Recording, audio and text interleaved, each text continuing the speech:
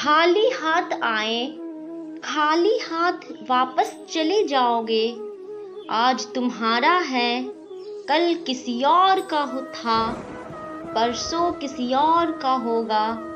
तुम जिसे अपना समझकर मगन हो रहे हो, बस यही प्रसन्नता है, तुम्हारे दुखों का कारण है। जय श्री कृष्णा। आशा करती हूँ कि श्री कृष्ण के आशीर्वाद से आप सभी सकुशल होंगे। बुराई तो तुम्हें हजारों की भीड़ में भी तुम्हें ढूंढ लेगी, ठीक उसी प्रकार जैसे गांव के झुंड में बछड़ा अपने माँ को ढूंढ लेता है। परंतु जो बंसी वाले को दिल से मानता है, वह बुराई में भी अच्छाई को ढूंढ लेता है। बुराई तो तुम्हें हजारों में ढूंढ ही लेगी। माधव कहते हैं, किसी जीव को कष्ट देकर आप मुझे खुश नहीं देख सकते। वह दिन रात दिखाना कान्हा, वह दिन मत दिखाना कान्हा कि हमें खुद पर गुरूर हो जाए।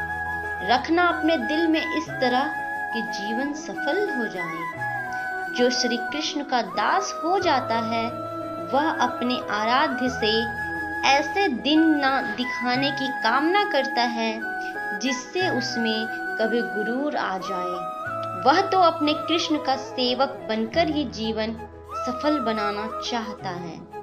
जो लोग दुष्ट होते हैं, कठोरता से ही मानते हैं, उनको समझाने के लिए कठोर व्यवहार करना आवश्यक है।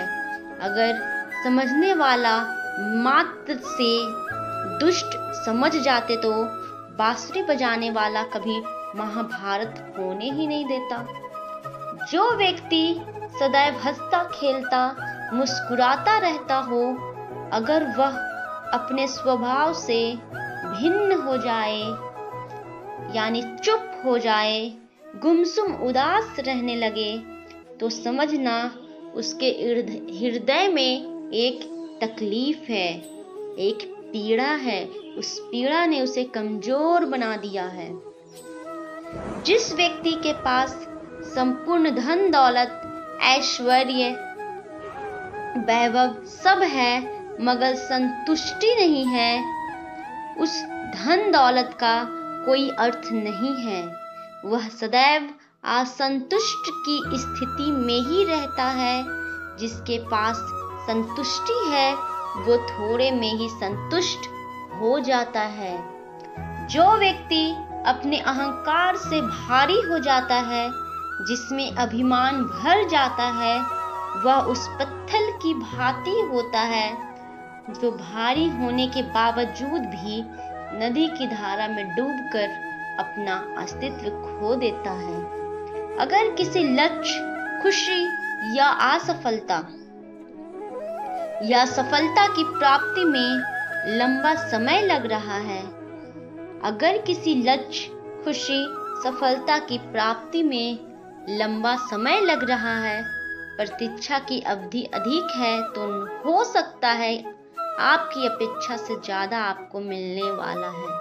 अपने कर्म पर अड़ग रहिए और विश्वास रखिए उस ईश्वर पर जो आपकी कर्म की परीक्षा ले रहा है। जो लोग जीवन को भूत और अतीत के भरोसे छोड़ देते हैं, उन्हें श्री कृष्ण सावधान करते हैं। जीवन का अर्थ ना भूत है ना भविष्य है, केवल जीवन केवल और केवल वर्तमान है। इसलिए वर्तमान में अपने जीवन को आनंद पूर्वक जिए, निस्वार्थ कर्म को अपने जीवन में अपनाएं। जो विधाता के लेख में होता है, उसी का फल हमें मिलता है। विधि के विधान को स्वयं ईश्वर भी नहीं टाल सकते। जिस प्रकार राधा से कृष्ण निश्चल भाव से प्रेम करते थे, प्रेमिका के भाव से मीरा कृष्ण को पति मानती थी, मगर विधि के विधान में रुक्मणी का साथ लिखा था, जिसे स्वयं विधाता भी नहीं टाल सके। क्रोध व्यक्ति का सबसे बड़ा शत्रु है। क्रोध के जन्म लेते ही व्यक्ति अपना विवेक खो देता है। विवेक के खो जाने पर व्यक्ति अपने पतन के मार्ग में उन्मुख हो जाता है। क्रोध की अवस्था से सदैव बचना चाहिए।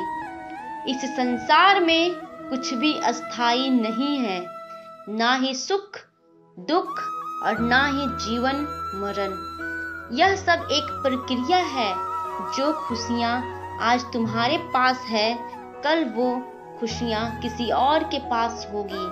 जिसे अपना समझकर हम खुश होते हैं, वही खुशी कल दुख का कारण बनती है। आत्मा शाश्वत सत्य है, यह अजय है, अमर है। आत्मा नए नए शरीर को धारण करती है, एक शरीर से निकलकर दूसरे शरीर में। यही आत्मा की विचलन प्रक्रिया है।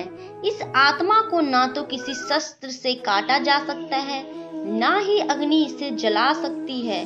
कोई जल इसे बुझा नहीं सकता और यह किसी वायु से सूख नहीं सकती। जो व्यक्ति कर्म में विश्वास रखता है, अपने कर्म से पीछे नहीं हटता, फल की चिंता नहीं करता, वह पुरुष अपने जीवन को सफल बनाता है। फल की चिंता करने वाला व्यक्ति कभी अपने जीवन को सफल नहीं बना सकता। यह संसार ईश्वर है।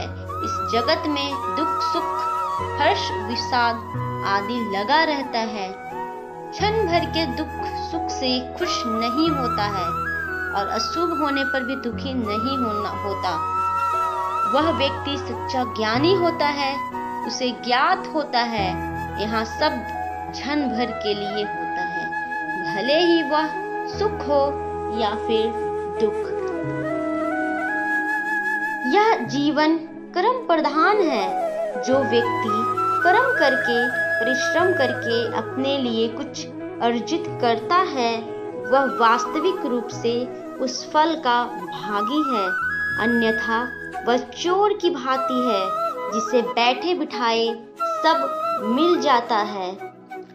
जिस व्यक्ति को आपकी कदर नहीं, जिस व्यक्ति के पास आपके लिए मान सम्मान और कदर ना हो, उसके साथ रहना व्यर्थ है। वह सदैव आपके लिए शत्रुता का भाव रखते हैं। ऐसे व्यक्तियों के साथ रहने से अच्छा आप अकेले रहो। यह जीवन एक रणभूमि है। यहाँ निरंतर संघर्षों का सामना करना पड़ता है। इस संघर्ष रूपी महाभारत में स्वयं अपना सारथी, अपना मार्गदर्शक और योद्धा बना होता है। जिनकी किस्मत अच्छी होती है, जिनके पास किसी साधन की कोई कमी नहीं होती, वह थोड़ा सा भी कष्ट नहीं झेलते। थोड़ी सी भी कमी होने पर भगवान को कोसते हैं। वही जिनके पास अभाव होता है, जिनके पास साधन की कमी होती है, उनके पास थोड़ा सा भी बरकत हो या खुशी मिले, वह भगवान को धन्यवाद करते हैं। मुंह से माफी मांग लेना और हृदय से माफी देने में काफी अंतर है। मुख द्वार दिए गए माफी को तत्काल प्राप्त किया जा सकता है, किंतु दिल की माफी प्राप्त करने में उम्र बीत जाती है। प्रभु अपने भक्तों की सदैव परीक्षा लेते हैं। इस परीक्षा में भक्तों को अनेकों कष्टों का सामना करना पड़ता है। सामान्य लोग इसे अपना दुख मानकर पीछा छुड़ाते हैं। वही साधक तथा प्रेमी प्रभु की इच्छा समझकर उसका सम्मान करते हैं। मनुष्य जीवन की सफलता इसी में है कि वह उपकारी के उपकार को कभी ना भूले।